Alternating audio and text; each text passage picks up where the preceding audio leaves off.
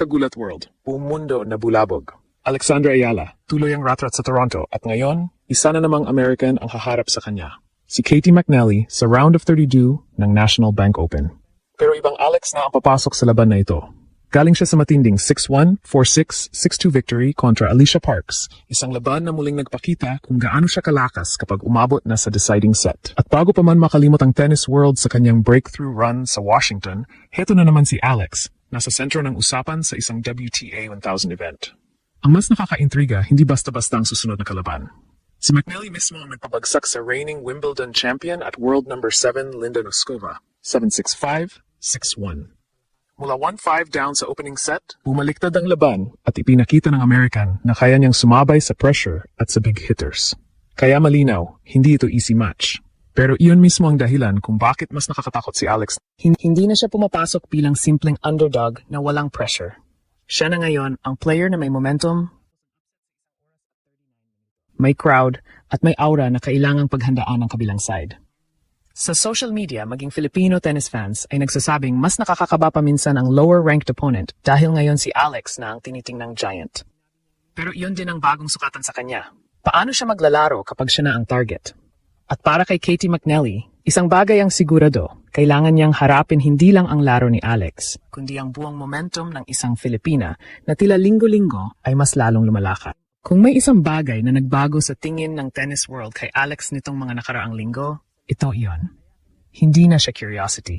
Hindi na siya basta exciting young player mula Pilipinas. Hindi na rin siya player na pinag-usapan lang dahil sa potential. Sa Toronto, pumapasok siya na may sariwang ebidensya na kaya niyang manalo sa pinakamataas na level at bawat kalaban ngayon ay kailangang seryosohin ang kombinasyon ng kanyang left-handed patterns, court coverage, confidence at ability na kumapit kapag gumugulo ang laban. Makikita iyon mismo sa naging laban niya kay Alicia Parks. Dominante si Alex sa opening set, 6-1, bago nakabawi si Parks sa second, 6-4. Sa third set, nagkaroon pa ng pagkataon si Parks na buhayin ng husto ang momentum nang makabawi siya ng break at gawing 2-all ang score. Dito kadalasan nasusukat ang isang player na galing sa sunod-sunod na malalaking laban. May natitira pa bang composure? May legs pa ba? Kaya pa bang ibalik agad ang pressure? Sagot ni Alex, oo. Nag-break siya agad sa fifth game, pinrotektahan ang sumunod na service game. Saka muling binasag ang serve ni Parks para lumamang 5-2. Tinapos niya ang laban sa 6-2 at umabante matapos ang 1 hour and 54 minutes. Mahalaga iyon bago harapin si Katie McNally dahil ang American ay galing din sa isang confidence-building performance. At hindi ordinaryong panalo ang ginawa niya.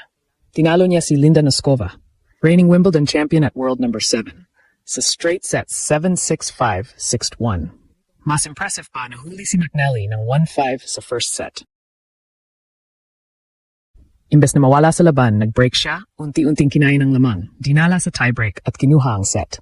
Pagdating sa second, siya na ang kumontrol at 3 beses pang nabasag ang serve ni Noskova. Natapos ang upset sa 1 oras at 39 minuto. Kaya ang round of 32 na ito ay hindi matchup na dapat tingnan sa ranking lang.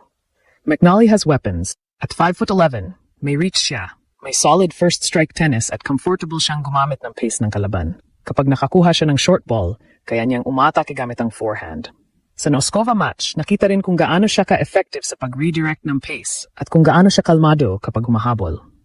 Ang official WTA profile niya ay nagpapakitang umabot siya sa singles ranking na number 50 na ngayong 2026, habang ang week-by-week listing ay nasa number 73 noong July 27. Pero dito pumapasok ang malaking advantage ni Alex. Hindi kailangang makipagpalakasan ni Alex sa bawat rally. Ang strength niya ay kaya niyang baguhin ang geometry ng point. Bilang left-hander, maari niyang buksan ang court sa serve at forehand patterns, pagkatapos ay pilitin si McNally na humampas habang gumagalaw. Kapag na-neutralize ni Alex ang unang 2 suntok ng American, nagiging mas interesting ang matchup dahil mas sanay si Alex sa extended exchanges at sa pag-turn ng defense into offense. At may isa pang factor na hindi madaling sukatin sa stats. Ang atmosphere sa Toronto, kontra Parks, halos naging home court environment ang center court para kay Alex. Philippine flags were everywhere, at pagkatapos ng panalo ay direkta niyang kinausap ang Filipino crowd.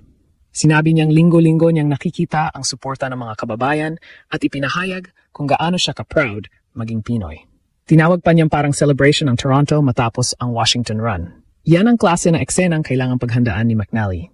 Hindi dahil crowd alone ang mananalo ng match, kundi dahil kapag may player na confident na at may crowd pang nagtutulak sa bawat importanteng point, mas mahirap putulin ang momentum.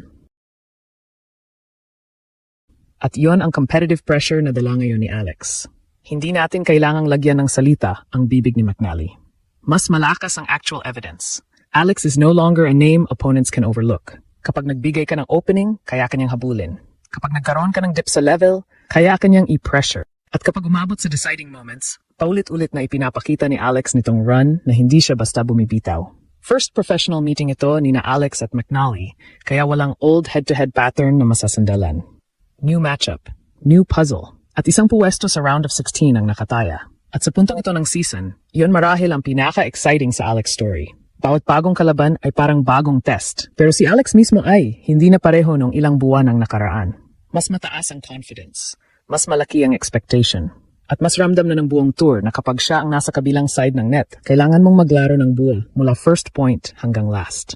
Ngayon, paano mananalo si Alex kontra Katie McNally? Unang susi, huwag hayaang maging comfortable si McNally sa first strike. Ang American ay galing sa laban kung saan nagawa niyang baligtarin ang 1-5 deficit laban kay Noskova. At kapag nakahanap siya ng rhythm sa baseline, kaya niyang maging agresibo at mabilis mag-take over ng rally. Kaya para kay Alex, mahalagang gumamit ng serve placement, changing pace at early direction changes para hindi laging isang tempo ang nakikita ng kalaban. Pangalawa, kailangan ni Alex na gamitin ang kanyang movement bilang sandata. Isa sa pinakamalaking strengths niya ay hindi lang ang bilis kundi ang quality ng shot kahit nasa defensive position. Kapag na-extend niya ang rally at napilitang gumawa ng extra ball si McNally, pwedeng doon lumabas ang pressure. Hindi kailangang maging spectacular bawat point. Ang goal ay gawing uncomfortable ang American, iparamdam na kailangan niyang manalo ng rally 2 o 3 beses bago tuluyang makuha ang point. Pangatlo, attack the second serve. Sa ganitong matchup, napakahalaga ng return position at intent. Kung makakapasok si Alex sa baseline at makakuha agad ng neutral o attacking ball sa McNally's second serve, mababawasan ang pagkataon ng American na siya ang magdikta. At kapag nakakuha si Alex ng break advantage, nakita na natin laban kay Parks na kaya niyang i-lock down ang deciding set pagkatapos magkaroon ng momentum. Mula 2-all sa third set, 4 na sunod na games ang kinuha niya para isara ang laban. Pero huwag din maliitin ang danger ni McNally. Ang pinakamalaking warning para kay Alex ay ang ginawa ng American kay Noskova. Kung kaya niyang bumalik mula 1-5 laban sa reigning Wimbledon champion, ibig sabihin hindi sapat ang early lead. Kailangan tuloy-tuloy ang discipline, walang premature celebration, walang pagbibigay ng cheap errors sa gitna ng set. Si McNally ay pumapasok sa matchup na walang dahilan para ma-intimidate sa pangalan ng kalaban dahil kakapatumba lang niya ng top 10 opponent. Pero kung pag-uusapan ang overall momentum, si Alex ang may mas malaking wave na sinasakyan ngayon.